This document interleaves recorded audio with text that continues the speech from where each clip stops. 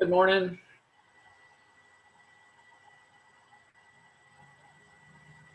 Welcome, welcome.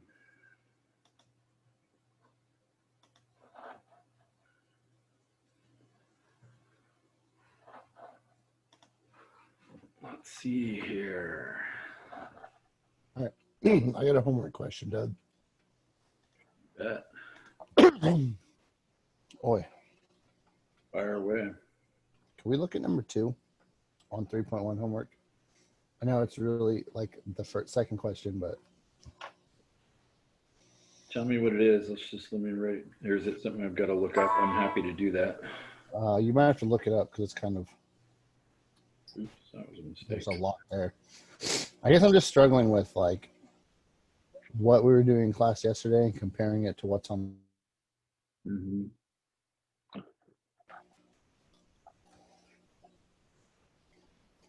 Let's see here.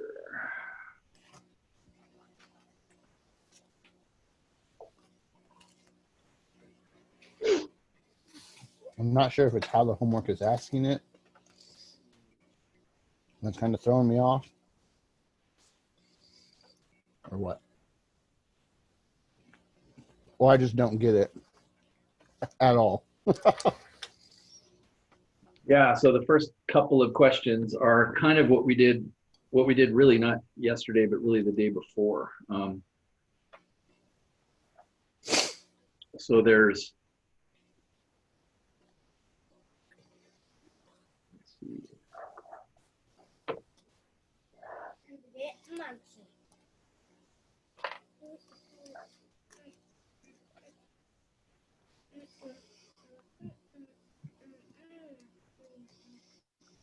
So if I've got a curve like this and I sort of take my second point up here, Mhm. and I say this point, I'm not going to say what it is yet. I'm just going to sort of call it XY at some random point. Again, I say XY because that's a better way to think about it. F of X is just how you get Y. You plug a value in. But then down in this other point, this is actually, a numerical point. That's what the little A represents. And so, in these problems, then it says, okay, well, let's let, A be 2. Okay, well, now we know A is 2. And when I put 2 into the equation, whatever the equation is, let's say it's x squared divided by 5 or something like that. 2 squared is 4 divided by 5. Okay, the y is 4/5. Now I'm on my way to find the slope. The definition of slope now is y minus y. In other words, f of x minus f of a, except for now I actually have a number for that. And then it's x minus a, except for now I actually have a number for a. And now I have a slope, and then I'm going to take this expression for f of x and put it in here. And so now I got this little algebraic fraction that I can start simplifying to see what I get for the slope. But again, what you're getting is the slope. And this is why, in a sense, what we did yesterday is different. You're really getting the slope only at that point right there, at the point where x is 2. You're doing all this work and you're only getting one slope out of it, which is why yesterday we kind of spent all of our time with kind of the second half of this. Does that help? You can say no. It's okay. Oh, yeah. Sorry. I was that makes sense. So I guess the thing that was kind of confusing me is then right after that they ask for like so that's the equation, which kind of threw me off because I kept getting it wrong because it'd be like then one of my problems it had like 8x squared minus 4, and then I solved the equation for y and I had like minus, I think it was like 50 something. And because I had 8x squared minus 4 minus 50, I just put the minus like 54. And it said I got it wrong because it wanted me to keep those two terms separate. And then I was like, I don't know what I'm doing.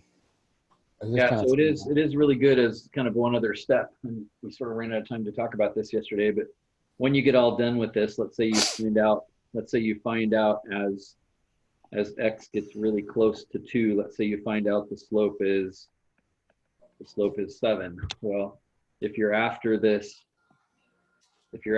tangent line right here, just so you can see it, which is really cool to be able to see, then you say, hey, cool, I know the slope. Therefore, I know the equation is y equals the slope times x plus plus something. I don't know what that something is, you might say. So then you say, well, how am I going to find it? Well, I know this point right here. I know that point works, the point 2 4/5. And so if I put in x is 2 and y is 4/5, then that's going to allow me to answer the, the y-intercept or the question mark. And again, graph all this on Desmos. Like you should graph it and go, oh, that's obviously not right. I mean, if you graph your red line and it goes, off like that, and it's not really tangent, or if it doesn't touch the curve at all, well, then something's wrong.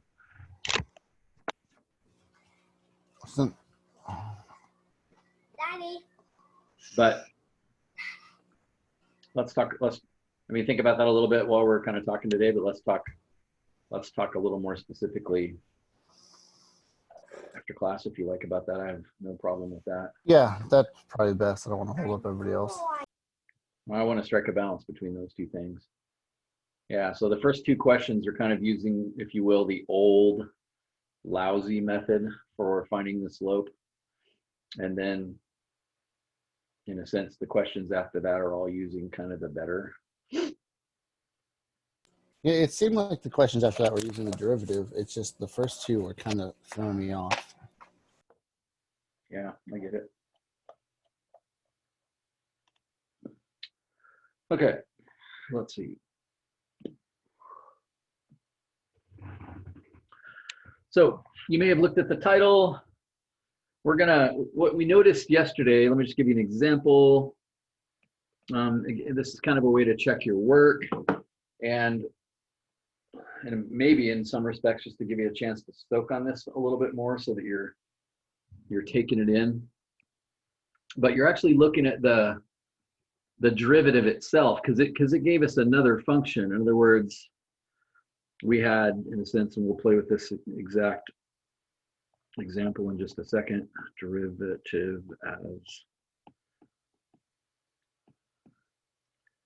I'm actually going to kind of make up my own word for this, as its own, or in its own, let's even say it that way, in its own right. In other words, let's not just, hey, look, I found an equation that tells me the slope and now let's use it. Let's just stop and stare at that equation for a second. Think about how it relates to the original equation. And let me show you what I mean by that. So let's just make up another problem.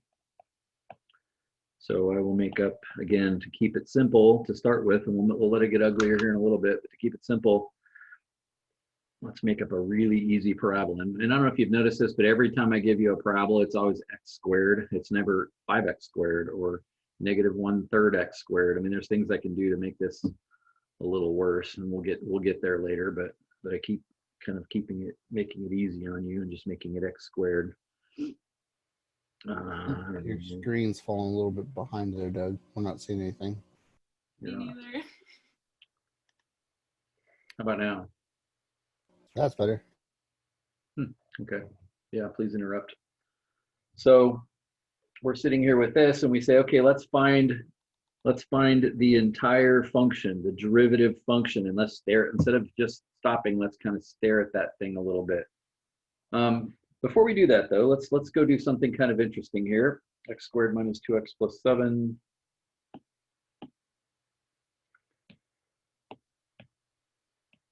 Oops.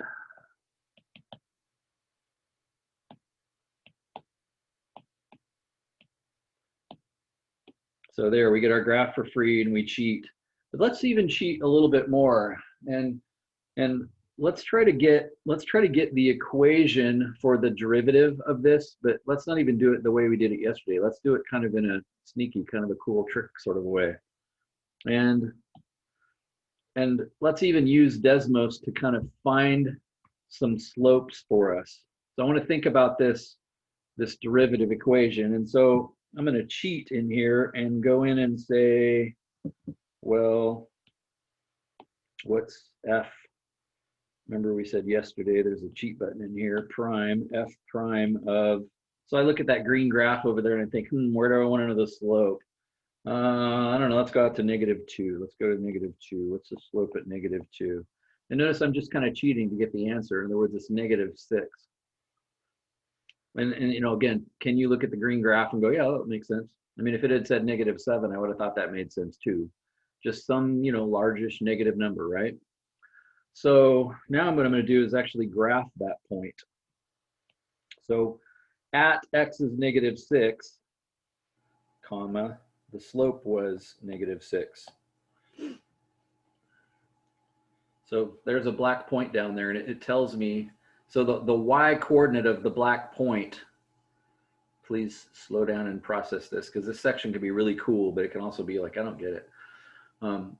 The y coordinate of that black point, -6, is the slope of the green graph at the same x of -2. Does that make sense? In other words, you go straight up from that -6 down there, you hit the green graph up there, and it's the slope at that point up there. Let's see, what is the coordinates of that point? -2, looks like 15, doesn't it? So maybe I'll graph this along with it, -2, comma 15, and just so that your brain is processing, the lower black point is the slope of the upper black point. Does that make sense? Okay, well, let's do that again. What about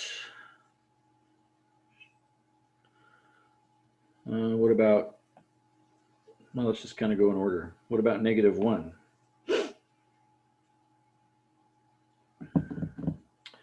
If I go to the point, let's see. If I go to the point -1, I get a slope of -4. So let's graph that. X is -1. The slope I got is -4. Again, you should find yourself looking at the green graph going, yeah, that makes sense, because I'm lower on the graph, and so I'd get a smaller slope, still negative, but instead of -6, it'd be -4. You should find yourself going, yeah, okay, I can see that.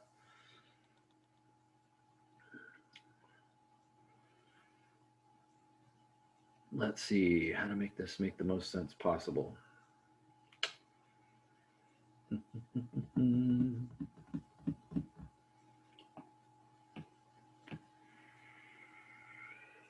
So if I'm understanding this right, what you're saying is that in the f prime equation, the y value is equivalent to the slope on the green graph? Yeah. Let me put one more point in here, and I'll give you some more process time.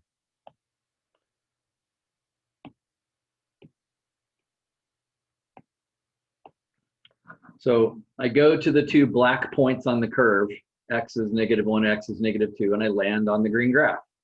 But then I say to myself, what are the slopes at those points? And I just cheated to get it, and I found out the slopes were -6 and -4. So does it make sense? The slope on the green graph, we don't really know for sure just by looking at it. We can kind of guess without calculus and say, well, it's some negative number. But the blue graph, the y coordinate of the blue graph, let's turn those labels on.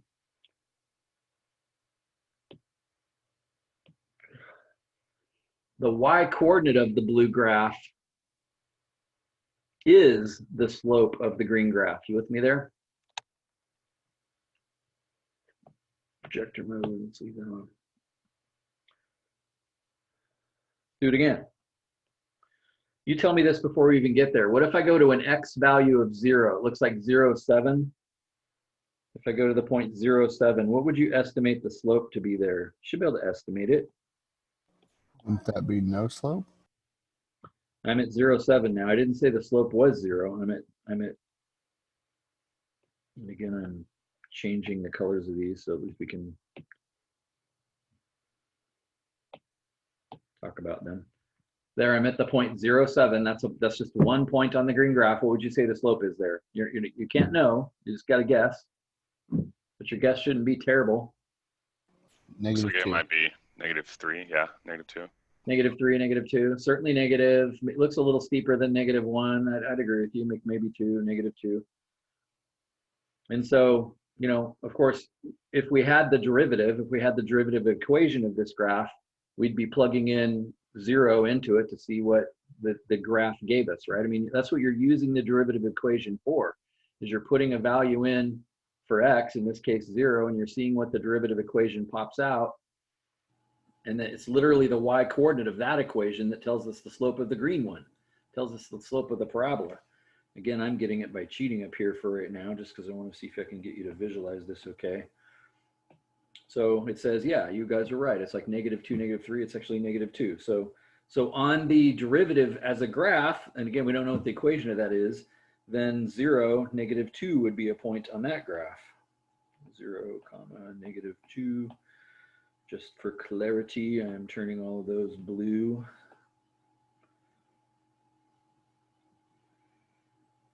So the y coordinates of the blue points are the slopes of the black points. Let's do one more. Let's go over to, let's go to 3. Looks like if I go to x is 3, I'm also at y is 10.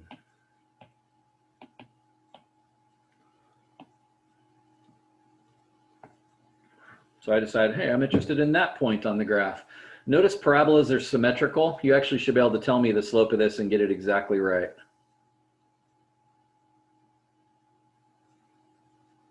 4. Exactly. The other side, it was -4, and this side it's symmetrical, so it'd be +4. That's exactly right. I don't want that one. So I can already tell what this one is. If I'm at x is 3, then the slope will actually be 4.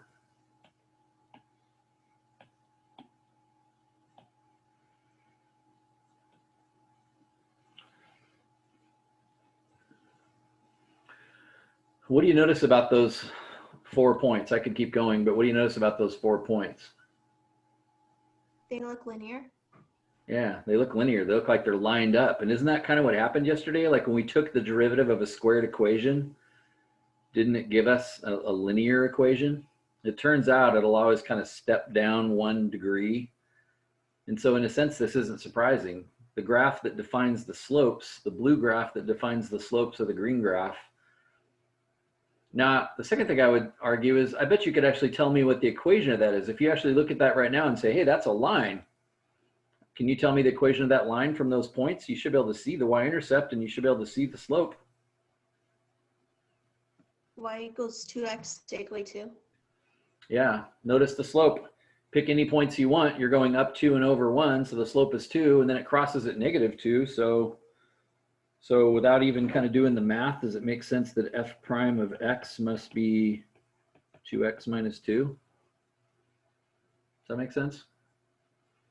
Now, again, I'm kind of doing this in a sense backwards. Really what we're doing today as far as the book is concerned is kind of doing what we did yesterday. We're starting with the parabola x squared minus 2x plus 7, and we're taking the derivative of it and getting this 2x minus 2, and then we're going over to the graph and we're looking at the two graphs and saying, hey, those two graphs actually kind of speak to each other. So let's go back here and graph our line. Now this is not a tangent line, this is the slope line, this is the derivative line, if you will. And I guess I'll just say y equals. I can't say f of x because I already used f of x. I could say g of x, but I can just use y. Y equals 2x minus 2, and that kind of checks my work, right? Like I didn't blow it. And I'm going to change that to blue just so I can use colors to talk about it. So the point is, the y coordinates on the blue graph tell us the slope on the green graph right above it, or at the same x coordinates. That's the idea.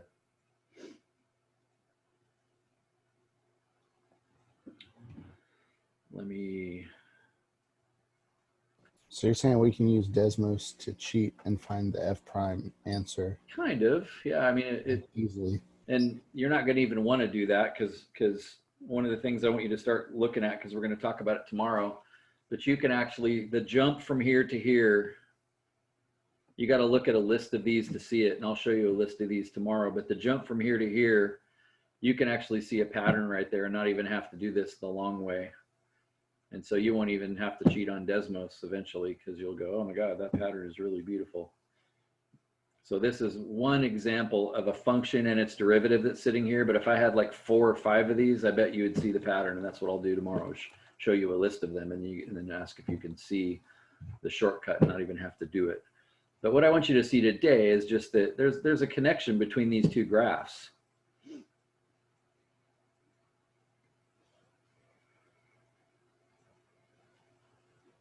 Let's see if we can play with this even further. Let me give you even a better visualization of this if I can.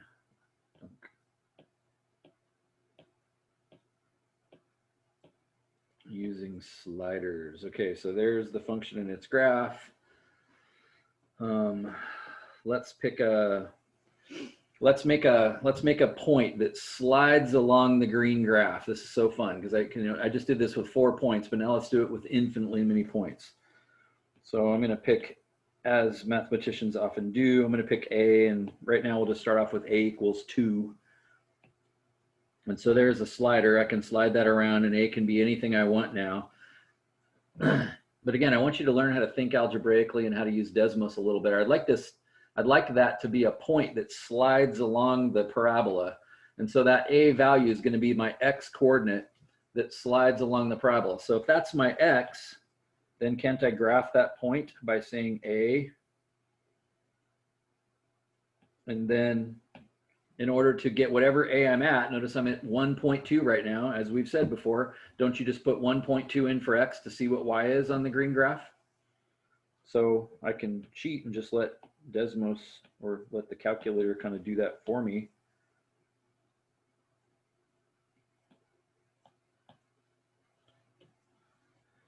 So now if I slide A, the point just kind of slides along the parabola, so that's kind of fun. And again, you're doing this mentally, even if you're not doing it physically, but just the idea is like, hey, look at that cool parabola. I wonder what the slope is at different points. Which point shall I consider? You can, in your mind, say, I think I'll go way up there. No, I'm going to go way over there. No, I'm going to go right down there at the bottom. I mean, it's like, where do I want to go to figure the slope out? That's what we're doing in calculus. So I'm right there at the point 310. Let's see, we were already there once, so let's go to a point we haven't been to before. Let's say we're right there. And so I'm thinking steep positive slope here, like 5 or 6 or 7 or something like that. How do I get the answer to that? You should actually be able to tell me the answer by looking at the blue graph.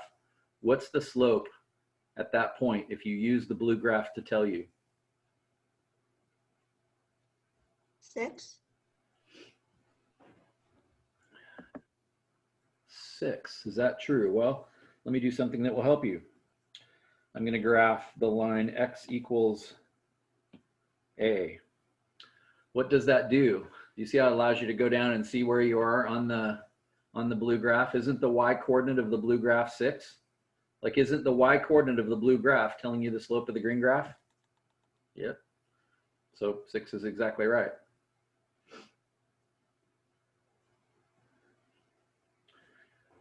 So let's go even further. That's just there as a visual. Now let's graph the point where the red graph hits the blue graph. Again, I would kind of ask you, would you be able to do that? Let's see. The X coordinate is the same. It's also A, but how do I get the Y coordinate of the blue graph?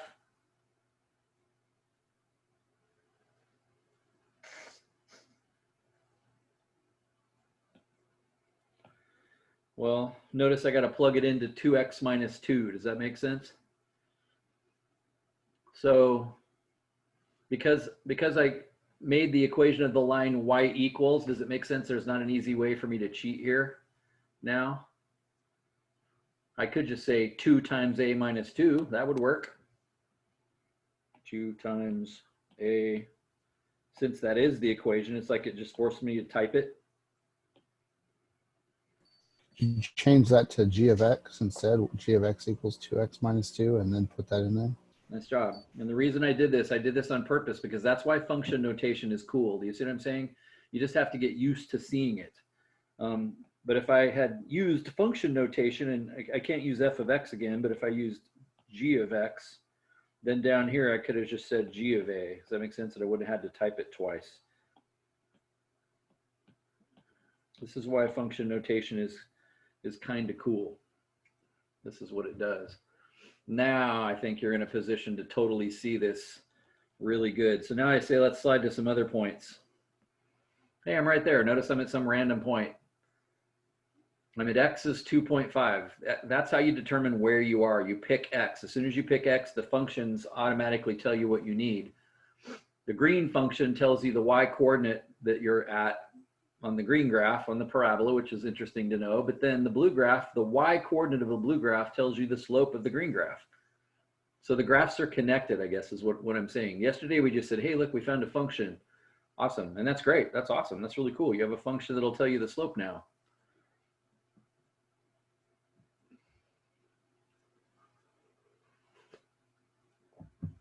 So now this is kind of fun because I can just kind of slide any place I want to go. Of course, that's a really interesting spot right there. Are you surprised by what you see? Hey, when I'm at X is 1, I'm at the vertex of that parabola. I'm at the bottom. And of course, the tangent line down there is level, so it would be a slope of 0. Sure enough, that's what the Y coordinate on the blue point is 0. And so it's just a visual from added on to what was going on yesterday. That's really all we're talking about here.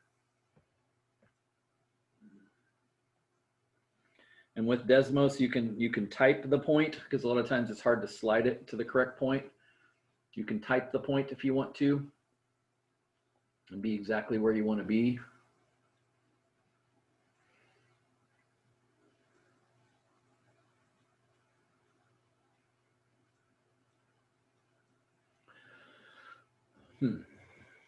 Okay.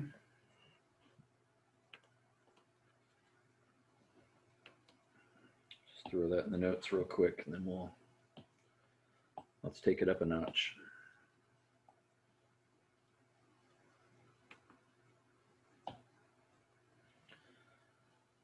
Again, in Desmos, if like I'm about to kind of do this again with a bigger equation, and I don't necessarily want to delete this stuff because I might want to use it again. So rather than delete it, I'll just turn it off for now. I'm hitting those buttons on the left, and so I have to turn the labels off too. And so all I have is my graph. But now let's take it up a notch. Let's take this to a cubed equation. Let's see if I type x raised to the 3rd. And then I say minus. Let's see, maybe I should say plus. Maybe it doesn't matter. Let's throw a 2 in there. Let's make that 2 a 4. That looks fun. Let's move this thing down a little bit, make it plus 3. And so that's kind of cool.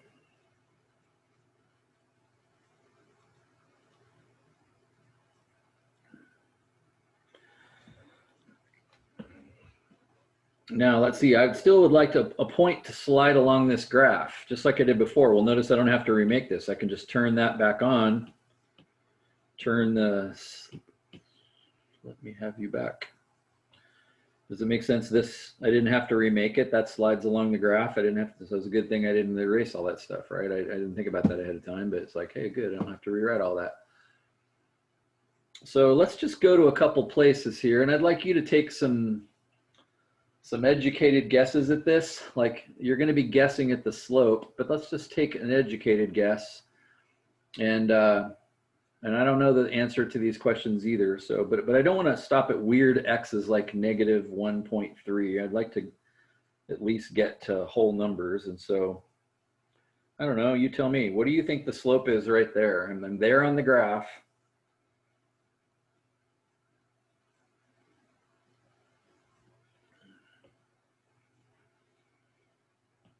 So I'm at x is negative 3. So I'm just going to graph the point. I'm going to sort of I'm going to try to graph the slope equation for this without even knowing what it is. So I don't know about you, and again, I can't draw on this, but that's a biggish positive number. Now I'd like you to do, unfortunately, there's no way I can point to things on this, but if you start from that point right there and imagine the tangent line, you count the slope, like how far up and how far over do you think that is? Do you think maybe it'd go up to like 15, like that high? I'm not sure. It's certainly a big positive number. Let me show you what I mean, I guess, just because I want you to get this. I almost have to write on this myself to be able to do it. So let's just try it out. Connor's hypothesizing maybe it's as big as 15.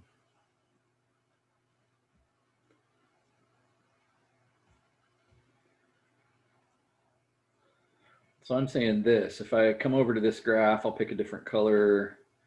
If I draw a tangent line on this, don't do that. If I draw a tangent line on this, would you say that looks reasonable? Reasonable. Now I'm just going to count that. Let's see. Up 1, 2, 3, 4, 5, 6, 7, 8, 9. Maybe up 9 over 1, up 10 over 1. Now I can actually count it. My original guess, Connor, was more like 5. And your guess was actually, my guess was kind of too low, and maybe yours was a little too high. But now that I counted it, it looks more like maybe 10. Would you say 9, 10? I'm not sure. And notice this totally, like if my line is just slightly off, then I could be off by quite a bit. I mean, this is tough. That's a really steep slope. So this is a very tough one to estimate. Would you agree with that? But the point is, this is some big number. So I'm going to say I didn't do a very good job there. And I'm going to say it hits at 10. Let me count it again. 1, 2, 3, 4, 5, 6, 7, 8, 9, 10. Yeah, I'm going to say it's 10. I can count. Awesome. So would you agree then that on my, that on my slope graph,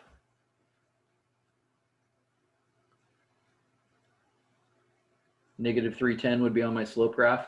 Now, we're working too hard here, I would say. Let's do some things that we know for sure. Here's a place we could go that we all know the answer to. You agree with that? So there, I sort of got lucky because I made this graph up randomly. Notice exactly at -2, the slope there appears to be 0. So I can kind of almost confidently say now, this point is going to be right on, like -2, 0. That's going to be right on. And again, just so that our brains don't overload, I'm going to make all these green. And I'm going to change the original one to orange. And so the green graph, the one we're after, the green graph, there it's 2 points. Now, you know, what's the shape of this graph? Do you see what I'm saying? Like, I'm not really sure yet. I only have 2 points. But there's another easy place I could go. It's not as accurate, and I'm kind of glad about that. But let's see, where's the other 0? What would you say the other 0 slope is at? You should be able to estimate that by looking at it. Let's see, looks a little short of 1. What do you think, 1.6? That was obviously wrong. It's before 1, not 1.6. This is why I love checking. I didn't do that on purpose, unfortunately. There we go. And notice now that I can see it graphed, it's actually a little short. So maybe it's is it 0.7? Notice it's too big, 0.65, 0.66, 0.67. 0.67 is pretty darn good. I wonder if that's actually 2/3. That's a separate question, but would you agree there the slope is also 0? So at negative, no, not negative, at 0.67, I'm wondering if it's 2/3. I also have a slope of 0.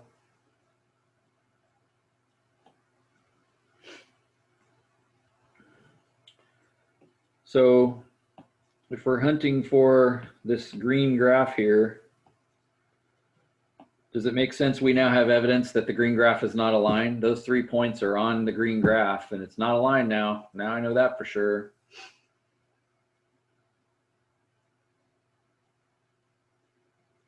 I don't know, let's go to -1. What would you say the slope is right there?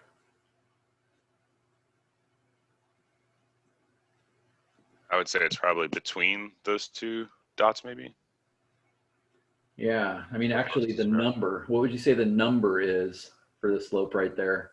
I'm imagining a tangent line. I mean, that part of the curve is almost so straight I can just look at the curve. To me, that looks like maybe up 4 and over 1. What do you think? Would that be negative? Does that look like -4? If you extend the orange line, it looks like maybe -4. Kind of guessing, obviously. So at -1, I got a slope of approximately -4.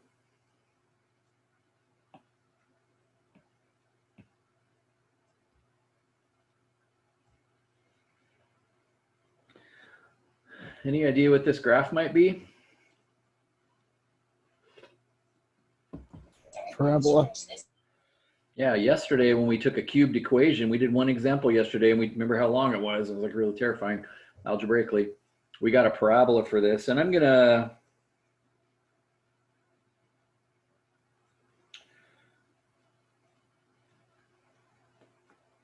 let's see. I don't remember what the equation is. I'm about to use what I know. Let's see. 1, 2, -4, 3. 1, 2, -4, 3.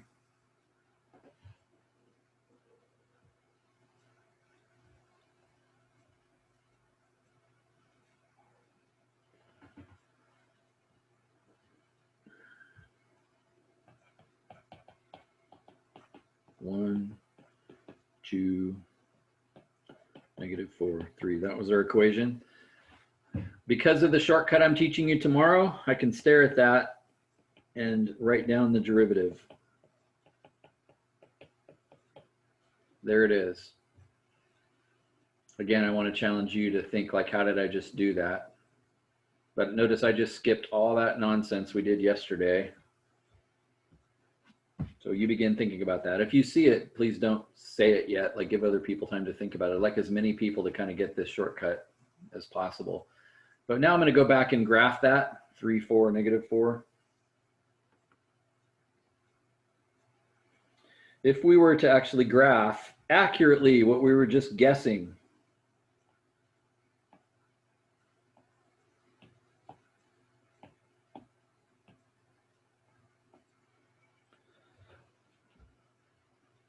how did we do? Notice we did really good with the slope at -1, like it was darn close to 10. It actually looks more like it was 11. Again, let me check this. I'll use h of x this time. Let's see what that graph actually says the slope is. What's the slope of our orange graph at -1? Let's use our equation to tell us that. What did I just do wrong?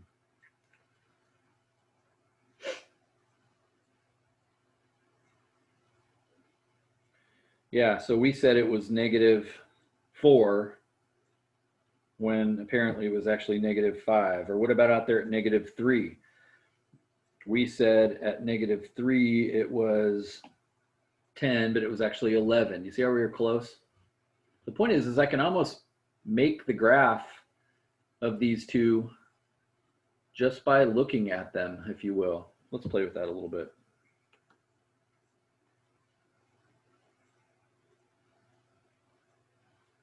Let me see here.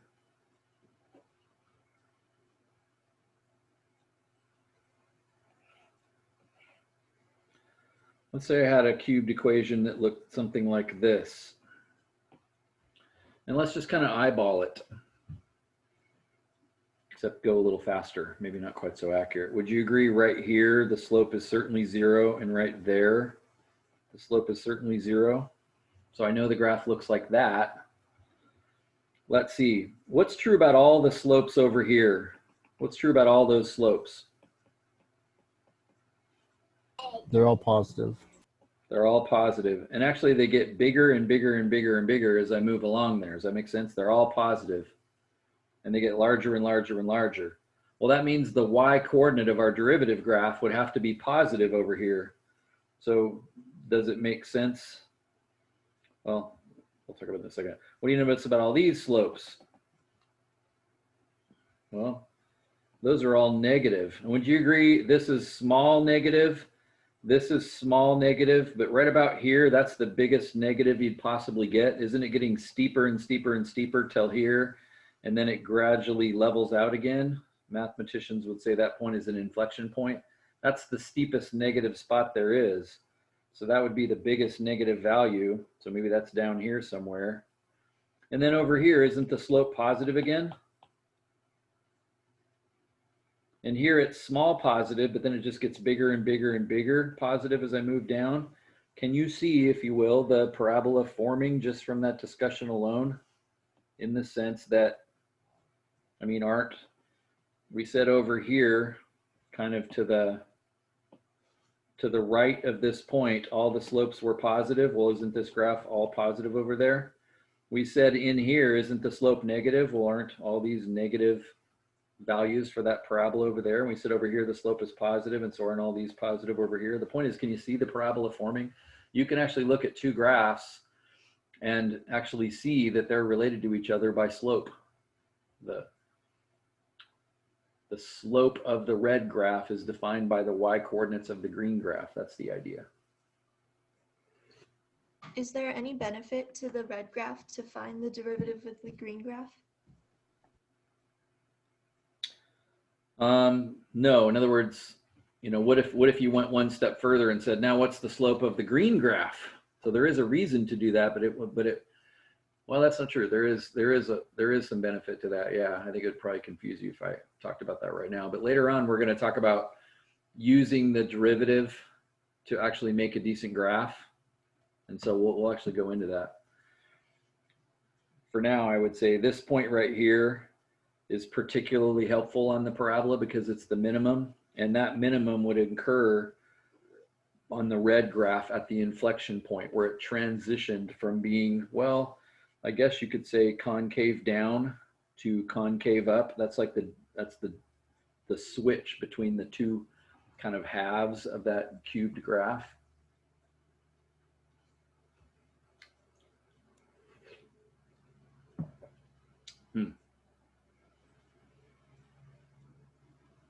So this is not a big point. This is not something huge, earth-shaking, something you need to know really well. This is not a large point. It's kind of, yesterday was way more important and way bigger. Today is really just, if you look at the graph of that equation, that derivative that we found, it's not surprising that it looks the way it looks.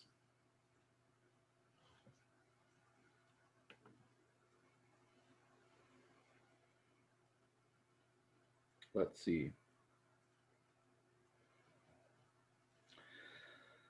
I'm trying to think of something weird that I haven't shown you yet. I'm trying to decide if I should do this or not. This could be a bad idea. Actually, let's just do something we did yesterday.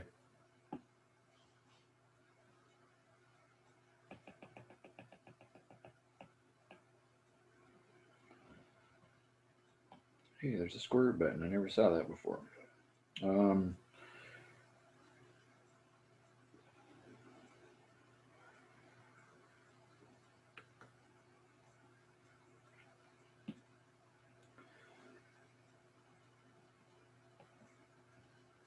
Let's see, what did we do yesterday for square root? We did the square root of 4x minus 3 yesterday. And then when we got all done, we said the derivative was 2 over the square root of 4x minus 3, right? Let's go look at those two graphs.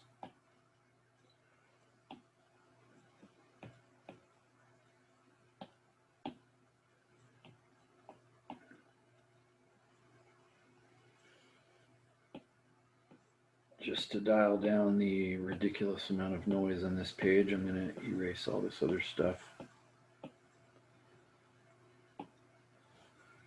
And then we said the derivative equation, which I'll call g of x, in case I happen to want to plug numbers into it. Let's say we're checking our work from yesterday. So you should not be surprised that, you know, there's the graph of 4x minus 3. That's what radical graphs look like, you might say. Yeah, I remember that. That makes sense. And we said, we got all done yesterday, and we said the derivative was this. My question is, can you stare at the purple graph and go, yeah, the y coordinates of that are telling me the slopes of the orange graph? I don't know about you, but at first glance, I think I can't. I don't even, what? I'm just going to give you a second to think about that.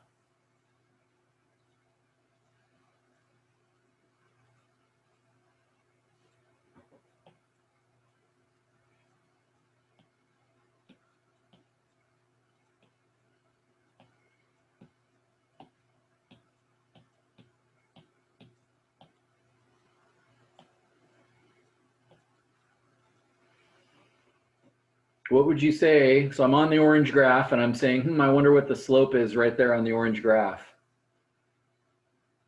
What does the purple graph tell you is the slope right there on the orange graph?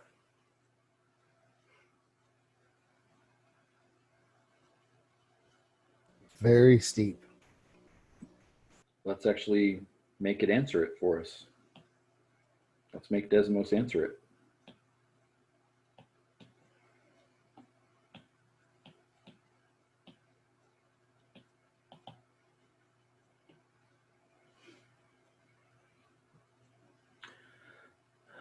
The purple graph says that the orange graph right there has a slope of 2. I'd agree with that. Doesn't it look like it has a slope of 2? It's not super steep there. But what if you backed up to like 0.5? Notice I backed up to 0.5 and there's nothing. How come? Like, why didn't that work?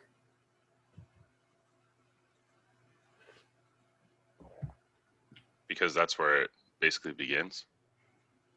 Yeah, notice the orange graph takes off to the right of 0.5. It looks like x can't be that small. And if I go to 4x minus 3 and I say, oh, 4 times a half is 2, 2 minus 3 is -1. Oh, I'm trying to take the square root of -1. Of course that didn't work. Again, that's what domain and range really get at. Notice that works okay, 0.75. But let's go a little further to the right of that, like let's go to 0.9. Or let's go to 0.8. Would you agree the orange graph is steeper there? It's fairly steep, and the purple graph is saying, yeah, the slope there is like 4.5.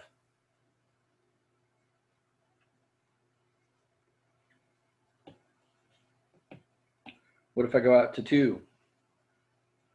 Isn't the orange graph, as I let x get bigger and bigger and bigger, isn't the orange graph slope getting smaller and smaller and smaller? So the purple graph says, yeah, the slope there is actually around 1. 0.9, it's around 1. Yeah, that actually looks reasonable. So what if I move up to 5, to x is 5? What would you say the slope is right there? Isn't the orange graph getting flatter and flatter and flatter? So wouldn't the slope get lower? Do you see why the purple graph is laying down against the x-axis here? The purple graph is, you got to stare at this, and this is not obvious. This is why we played so much in Desmos just now. The purple graph's y coordinates really do look like they would look if they're telling us the slope of the orange graph. If I go out there, it says, yeah, your slope is now down to about 0.5. Do you see why the purple graph is leveling out against the x-axis? If I go way out here to say 20, isn't the slope getting flatter out there? Now it's down to like 1/4. So the slope is just getting more and more level. The slope, if you will, is on its way to 0 in a sense. So that's why the purple graph is on its way to 0. Would you agree right where it started? Look right there. Let's get really close. Notice how it seems to start at 0.75. And if you plug in 4 times 0.75 is 3, and 3 minus 3 is 0. The first point on this graph is that x is 0.75. So you tell me from looking at the orange graph, what if I go not to 0.75, but to 0.76?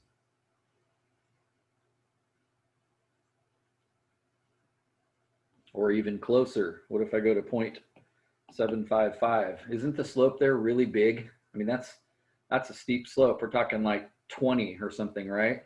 Well, isn't that what the purple graph is doing? It's saying, yeah, really big. What is it actually? 14.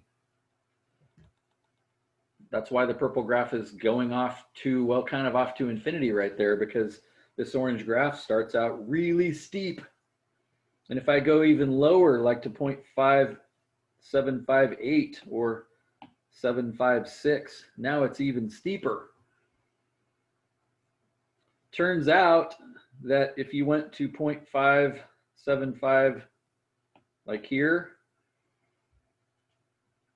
that's virtually straight up and down. Would you agree with that? what kind of a number do you get for a slope if it's virtually straight up and down? It's not perfectly straight up and down, but it's just slightly tilted.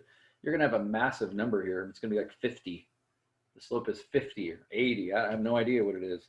Well, that's why the purple graph is doing that. It's showing us that the slope is getting infinitely steep there. The y coordinates of the purple graph are infinitely steep. I wonder how high that is, just out of curiosity. Notice I can't even find it. It's over 200.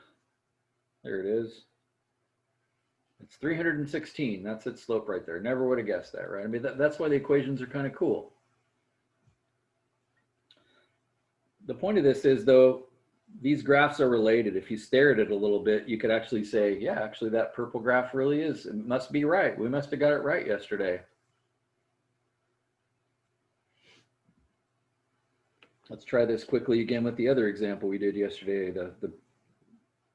So we graphed 9 over 2x minus 1. That was our original graph. And then we said, if we didn't choke, we said the derivative, the slope graph, is negative 18 over 2x minus 1 squared. I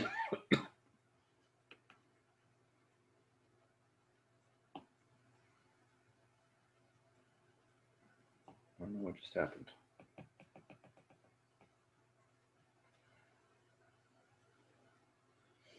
No, I got rid of f of x somehow. I can say undo.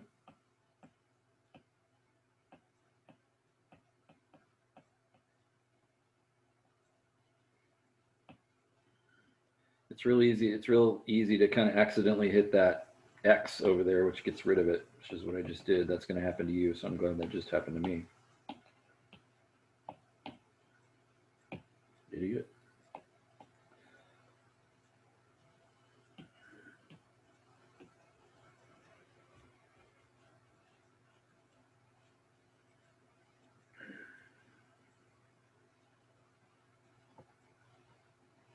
So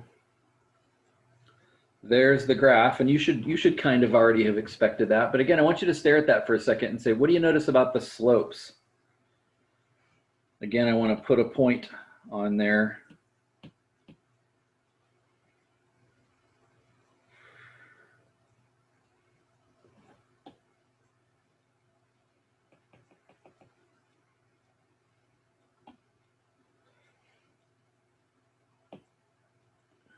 Like as you cruise along this,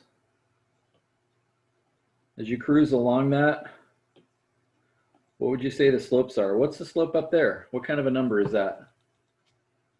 What kind of a number? We don't know the answer, but what kind of a slope am I at right there? A steep one.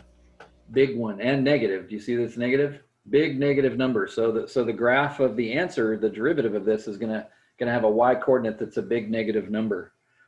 And then when I get down here, do you see the slopes are getting smaller and smaller and smaller? And then maybe right about there, would you say the slope is down to -1?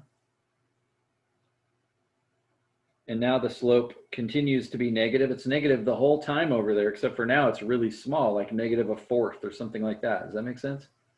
So the slope is going from negative small number over here on the right to negative big number, which means our derivative graph is negative the whole time. That means the whole graph must be down there in the third quadrant. You see what I'm saying? Well, let's see if it is. We said yesterday, if we didn't choke, that the answer to this was -18 over 2x minus 1 squared. Can't believe I remembered that. Was that it? I think that was it. Now I turn that graph on.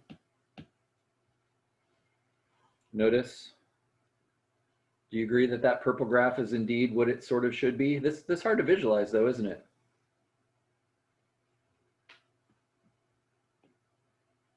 But, you know, when x was over here, isn't that purple graph a giant negative number? And as you move to here, isn't it like -1? Right there is where the slope is -1. Notice I can tell that on the purple graph.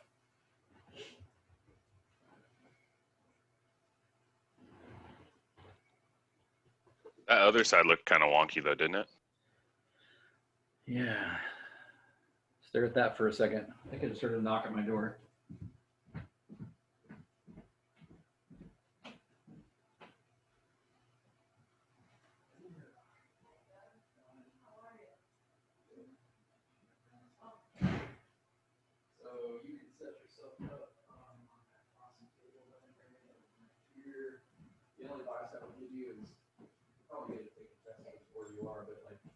refresh this.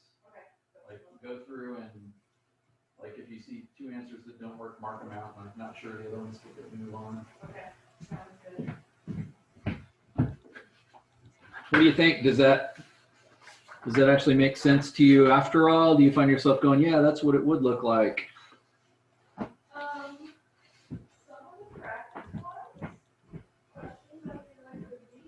Yeah, I think it looks good. I think it's supposed to mirror, is what I would think. I'm just lost.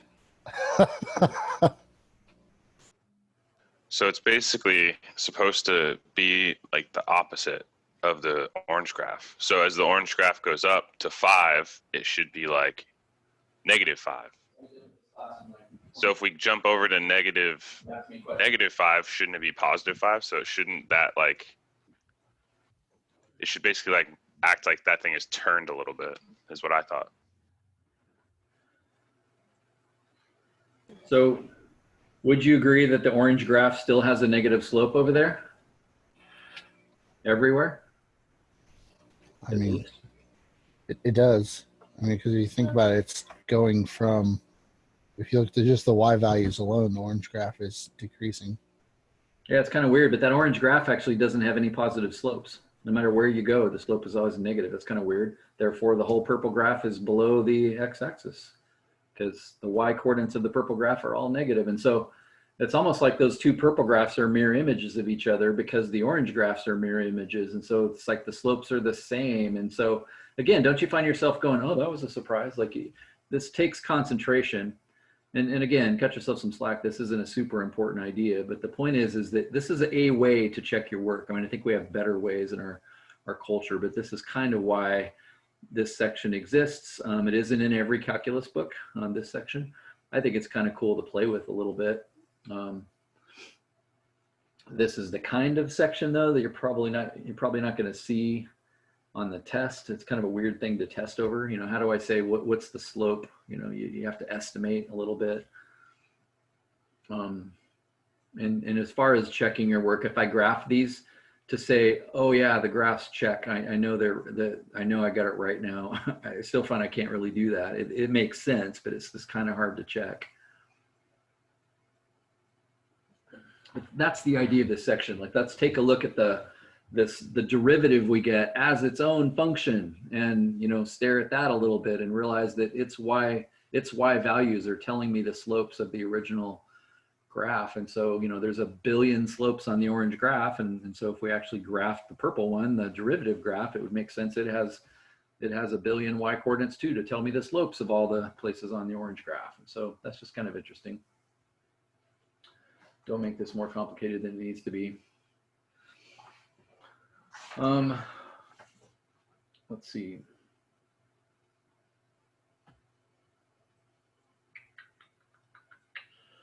Let's do something I don't often do, which is, let's see, I'm going to unshare.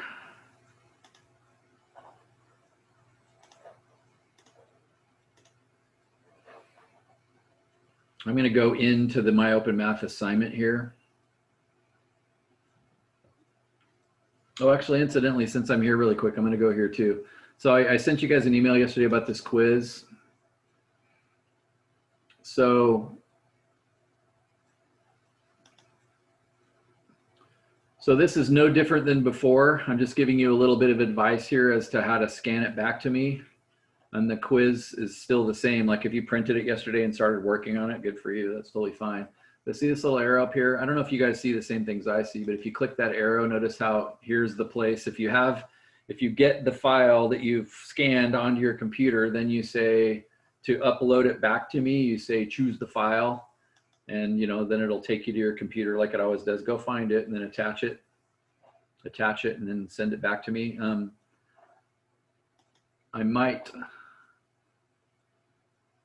I hope that's going to work really clean. A few people yesterday said it worked really great in other classes. I'm not totally sure what I'm going to see on my end as far as grading. If one of you, if you're not sure like how to scan, you're more than welcome to like scan it, even though you only have like a couple problems done, and just say, I'm just checking out to make sure I can scan this thing okay. We'll figure it out between all of us. But anyway, just since I happen to be there.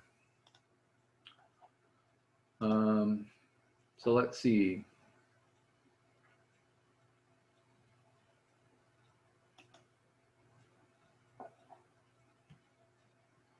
So this is kind of what your questions look like. What I want to do is just see what other questions are they asking, because I didn't have time to look at this beforehand. Notice this is a question you did yesterday. It's just saying use the limit definition, f of x plus h minus f of x over h. Use that definition and just find the derivative. That's no different than yesterday.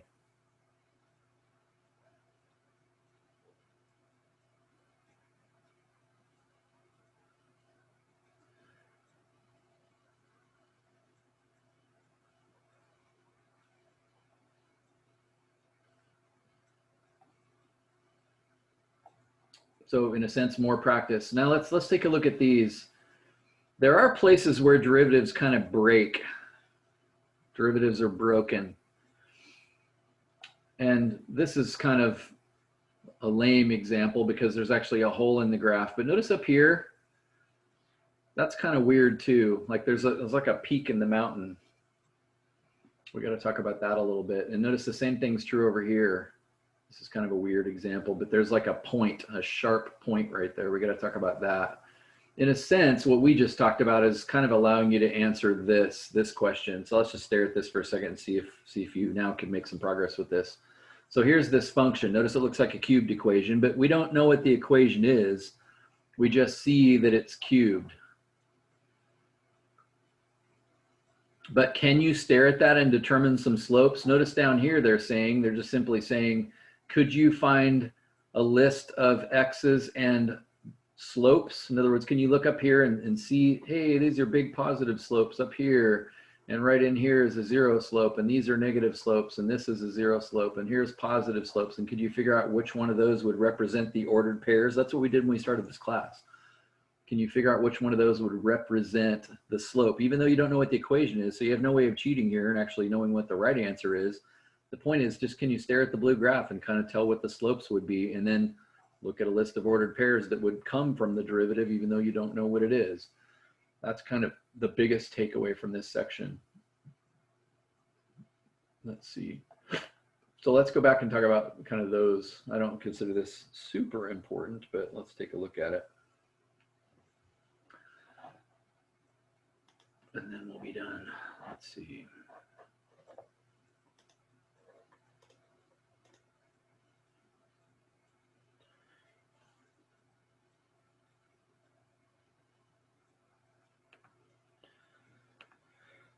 So even this graph we just looked at,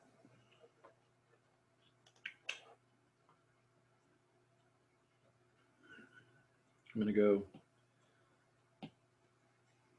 turn the purple graph off for just a second. What would you say the slope is if at x is 0?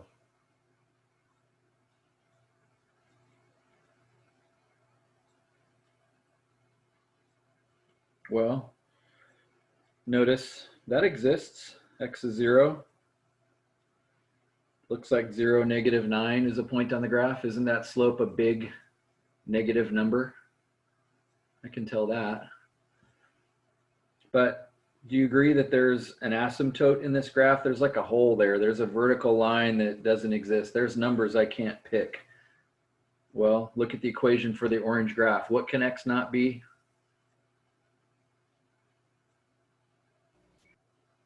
1/2. 1/2. So if you said, what's the slope of this at 1/2? The answer would be, you know, no such thing. The graph doesn't exist at 1/2. And that's not the only place this happens. And so let's play a little bit more with this concept. Oops, that's not the right graph anymore.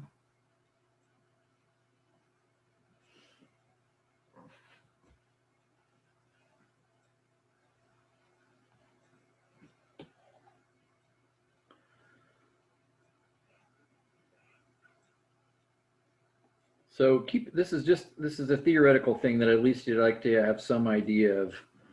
Does it make sense if this graph has a hole in it? meaning, kind of like we just did a second ago, there's a place where it doesn't exist. Does it make sense you're approaching the same exact answer from both sides? We're approaching the limit from both sides. And so we're saying, yeah, even though I can't determine the slope right at that point, because that point doesn't exist, I can still see the slope approaching the same value from both sides.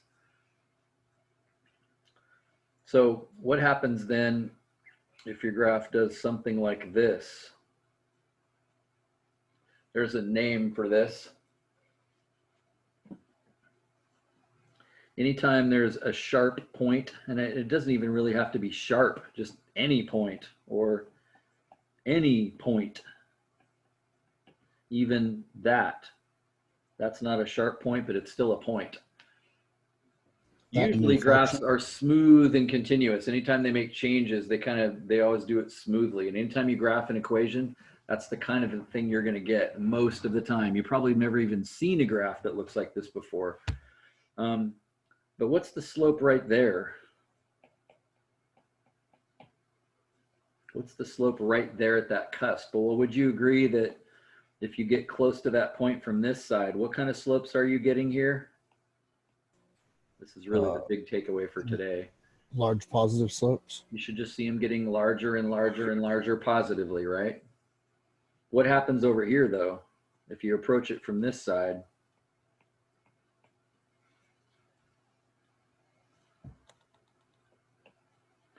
Over there, you're also getting larger and larger slopes, except for they're negative. Does that make sense? So that's a problem. So at a point like that, at a cusp, the slope, what's the slope? There isn't one. And that's because you don't get the same answer as you approach it from both sides. Does that make sense? And the same thing would be true over here. Notice this is just a line. So here the slope is like, I don't know, it looks like about positive a half to me.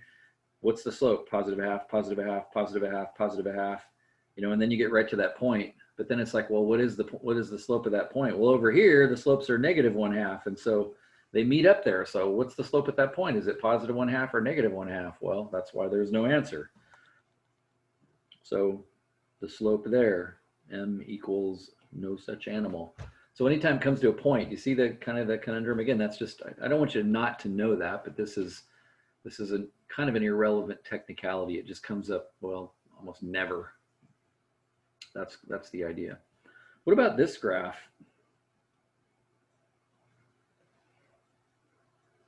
What about a graph that curves like this, and then it curves up kind of steeply right there, and then it takes off again? Again, most of the time, the slope is no problem on this graph. Over here, you would say, oh yeah, that slope is positive. Maybe it's +2. And then over here, oh yeah, the slope is positive, but it's like positive a half. And then right here, no problem. The slope is now getting pretty big. It's like 15. But this point right here, what are you going to call that? Now, again, you can't tell from the graph exactly, but does it make sense it's almost vertical there? Like, can a graph have a spot where it's vertical in it? Yeah. What would you say the slope is there? I'm looking for a conjecture. Like, what would you say? It's straight up and down. And it's kind of like straight up and down. I mean, in one respect, you might say, well, it's infinity. I mean, it's straight up and down. I mean, dropping off a cliff. But again, infinity is not a number. So, you know, how do I answer that? Well, again, it's kind of you can't answer it. I mean, I think in the language of myopen math, it doesn't exist. I think infinity is a better answer. Doesn't exist makes it sound like it just isn't there. But if you're standing on the edge of a cliff, you're not going to say, oh, that doesn't exist. I'm fine. I'll step off it. No, it's infinite. Like, you're going to die. Like, I think infinity is a better answer. And that just happened on that orange graph a second ago. Did you notice that?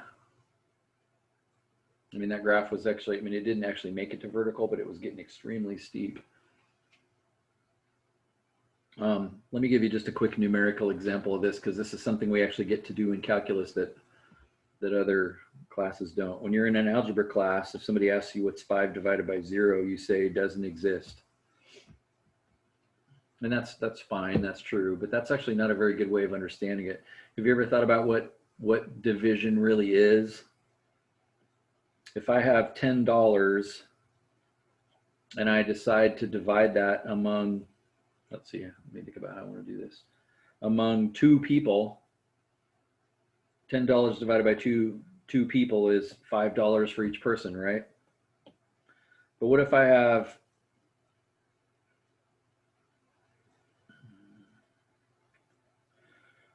what if I think of this in a slightly different way, which is, what if I take my $10 and I decide to give it away in $2 increments?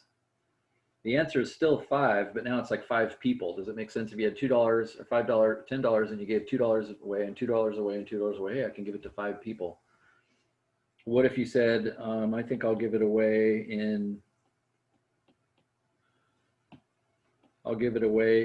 50-cent increments. Now how many people get money? 50 cents for you, 50 cents for you, 50 cents for you, 50 cents for you. How many people get money? 20 people. 20. A lot more people, right? Because you're giving them less money. What if you have $10 and you give each person a penny because you're a cheapskate? Now how many people get money? 10 divided by 1/100th. Isn't it 1,000 people? 1,000 people, yeah. 1,000 people get money now. I mean, they don't get very much, but do you see where this is going? What if I say what's 10 divided by n is n goes to 0? This is what we say in calculus. I mean, is the answer to that undefined? Well, I get fine if that's the way you want me to answer it, but does it make sense? The answer is really infinity. In other words, if you have $10 and you give $0 to each person, 0 for you, 0 for you, 0 for you, 0 for you. Notice I'm not running out of money.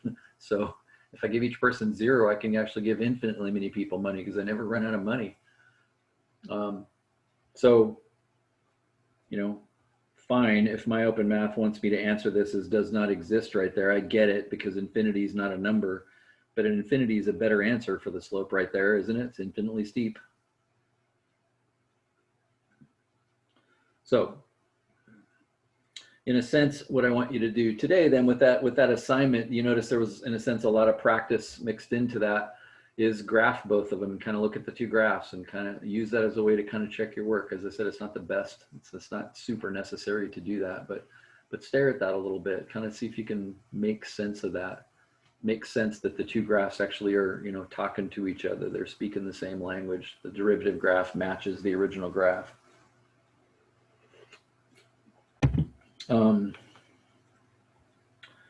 Quick parting shot.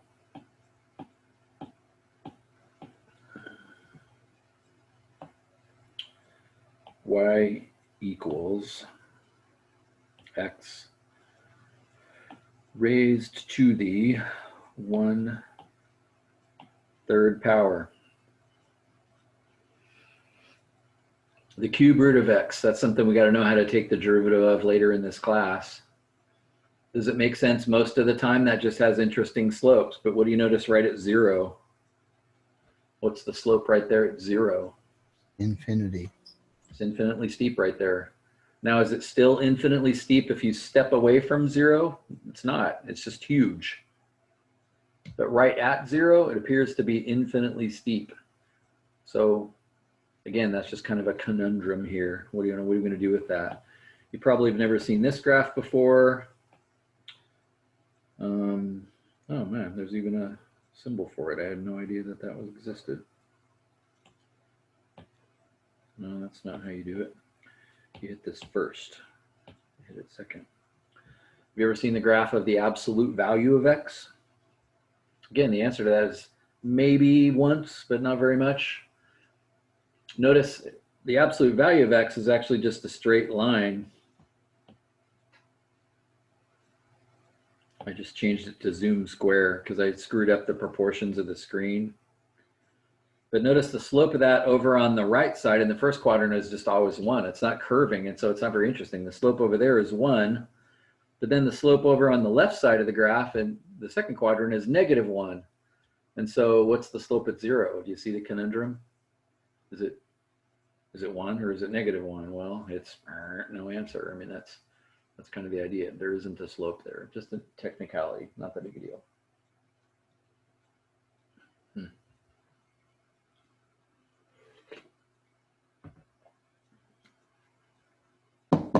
Let's see. Yeah, I think we're done. I don't think we need to do anything else. So we're done on time. Stay after if you want to play around with, again, yesterday's assignment. Otherwise, tomorrow we're going to be looking at something called the power rule, which is the shortcut that I used to immediately know the derivative of f of x there. I used the power rule, and it's an amazingly cool shortcut that we're going to use for many terms in a row. So in my opinion, as I said, today is not super interesting, super important. Tomorrow, ridiculously important. Okay, homework questions if you have them. Can I ask you about the answers I got to the quiz, the 3.1 section? Sure. So I got 4 for the part A and B, and y equals 4x minus 3 for part C. Yep, Is that right? it is. And then for question 2, I got 1/3 for A and B, and y equals 1/3 x plus 1. That is also right. And are you graphing those on Desmos too to get some kind of a sense of the visual? I mean, one of the things you don't want to do in math when you don't have to is make algebraic work and then not realize there's a visual, something real in the world as a result of what you did. So to be able to look at it and go, oh yeah, look, that graph really does look tangent to the curve. That's kind of one of the cool things that you can do. You feel good about that? Yeah, I graphed them this morning to check. Nice job. You're nailing it. And then just for the last question 3, I got y equals negative 2x plus 14. That's what I got. Okay. Well, just wanted to check. Thank you. Good job. Good questions. Keep I'm going. glad someone's understanding this. Okay, so can we go over question 1 from 3.1? Just Yeah, let's take something from the top, something from the top there. So because I have this one that I was looking at, and I'm just something's not clicking, and I don't know. It's probably something stupid, and once it clicks, I'll have it like, oh my god, why didn't I think of that? Yeah. But it's just for some reason something's not clicking in my mind. I'm not understanding what's being asked of me. So let's see if we can, let's do this the old way, which is what they're asking in those questions. See if we can find the slope of this parabola at x equals 5. Yeah. And so to do that, since we chose a 0.5, kind of the old way to do this is to say, okay, well, what's the y coordinate that goes with that? And of course, that just means put 5 in there, right? Yeah. So that'd be 5 squared minus 4 times 5. Plus 2, so that's 25 minus 20, which is 5 plus 2 is 7. So in other words, we're at the 0.57. Yeah. And so to find the slope, we say, cool, I'm at the 0.57. And notice I didn't put this, I don't even know I just know it's a parabola. So I just stuck it somewhere. Okay. And then to find the slope, we say, okay, well, there's this other point up here. To find the slope, it takes 2 points. And so I call the other point f of x, and then I get the slope, which I'll call m, by just subtracting those, y minus y. So f of x minus 7. Well, I'll save one step. There's f of x, right? So rather than write f of x, I'll write that. There's going to be f of x minus 7, y minus y, and then over x minus x. X minus 5. There's the slope. Yeah. Now So that's only that true. part. That's only true if x is really close to 5. So I've really got to add to this. The limit as x gets close to 5. So then I start into this and I say, okay, well, cool. That top would simplify to x squared minus 4x plus 2 minus 7 would be minus 5. And miraculously, in calculus, the prohibition against sticking in x equals 5 is this x minus 5 on the bottom, but it will always be the case, miraculously, that the top will factor. And it does in this case, to x minus 5x plus 1. which means my slope is now down to just x plus 1, which means I can go ahead and stick 5 in there, in which case I get that the slope is actually 6 at that point. Okay, That so really then, fast. How you tracking with that? okay, so what you're saying is the top half, the numerator should always be factorable. Yep. If it isn't, you screwed up. Okay, so because in mine, it basically what, like where I'm at on mine for my f prime of 6 with the limit approaching 6, I have 8x squared minus 288. That's what my equation came out to, and it said it's right. Mhm. So I'm not seeing how that's factorable, because I don't have a middle x term. It's just 8x squared. Yeah, Minus it's 0. It 288. doesn't mean it's impossible. So you said 8x squared minus 288. If I took an 8 out of that, it'd be x squared minus 36. I mean, just make sure Okay. just I make sure you see it. understand that's x squared plus 0x minus 36. It doesn't mean it's not factorable just because it's 0. I see. I get what I did. Okay. I see what you factor out the 8, and then it becomes a different equation entirely. Well, And then at that point, it becomes well, it's not, usable. So at that point, you'd have an x plus 6 and x minus 6. Take the x minus 6 off the bottom and solve. being And then your equation for your line would then be, yeah. So like in my problem, this would have been the same today. In my problem, I have a point at 5.7 that I know, and I now have the slope at 6. And so if I know the slope is 6, then I know it's y equals 6x plus something. And I know that when I put 5 in here, I better get 7 out. yeah, and then you just solve for your, The only way that happens Y-intercept. is the negative 23. So then I know Okay. it's y equals 6x minus 23. And then I would go to the graph and graph it, because what I would hope to see is indeed a line that hit the 0.57 and it was really tangent to the curve. And I would instantly know that I got it right or perhaps got it wrong. gotcha. That makes a little more sense. Okay, I see. I get it now. I see where I was screwing up. So then for the questions moving past that, when it says like solve for f prime of, it gives you an equation that says solve for f prime of -2. Would they basically be the same thing we did here, just without all the, you're just looking for basically the slope, the equation of the line? Yeah, now you have a choice. If they say, what's the slope at -2, then you could use the same technique we just used. But remember, the better technique for this is to not find the slope by going f of x minus f of a over x minus a. The better method for this was to find the slope by going f of x plus h minus f of x over h, because that'll give you a formula that works for anything that you'd want to find. Gotcha. So then so moving on to like question like 3, for example. Yeah. What's 11x? Mine's like 11x plus 18. So I would just say f of x plus h minus f of x, solve that equation for the slope, and then plug in -2 to my overall answer, and that would give my x or my y value, I guess. Right. Okay. Yeah, I sat here yesterday and I was going through my calculus book, and I was just like, something's not clicking. I can't figure out why. I'm very good with my hands and solving things literally. Sometimes I struggle with math sometimes, though. Yeah, math has a click factor, so you definitely want to stay at it till it clicks.